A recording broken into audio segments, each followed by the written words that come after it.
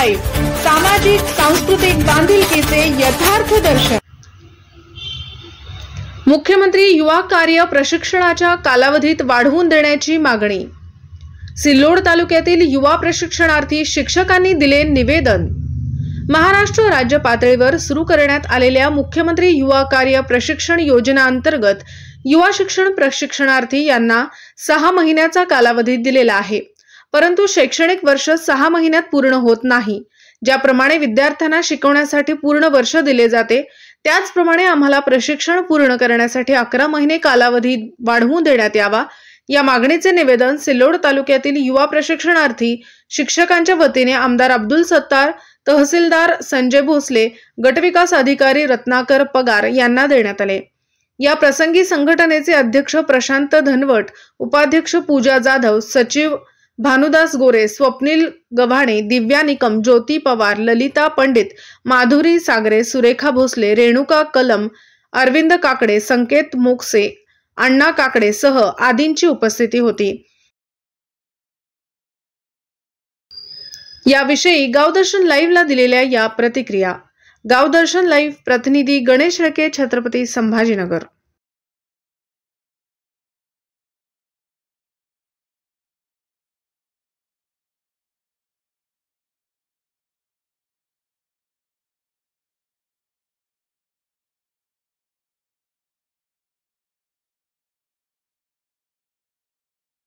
मी स्वप्नील शंकरराव गव्हाणे, जिल्हा परिषद बोदवड या ठिकाणी कार्यरत आहे। मुख्यमंत्री युवा प्रशिक्षणार्थी म्हणून मी आज बोदवड शाळेवर कार्यरत आहे। पण आम्ही काल तहसीलदार साहेबांना निवेदन दिलं, BDO साहेबांना निवेदन दिलं। आम्ही आजही माननीय आमदार अब्दुल सत्तार साहेबांना निवेदन देण्यासाठी आलो होतो आणि त्यांना निवेदन दिलं। आमची फक्त या निवेदनामार्फत एकच मागणी आहे की आमचा जो कार्यकाल आहे 6 महिन्याचा आहे, 6 महिन्यामध्ये आमचा कार्यकाल पूर्ण होऊ शकत नाही, त्यामध्ये आम्हाला पाहिजे तेवढं ज्ञान प्राप्त होत नाही।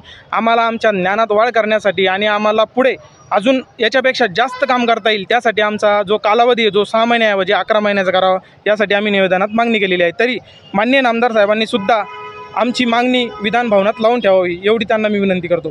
धन्यवाद। आपल्या सिल्लोड तालुक्यामध्ये किती आहे असे कार्यरत? 225 आहे सर, 267 प्रशिक्षणार्थी सर।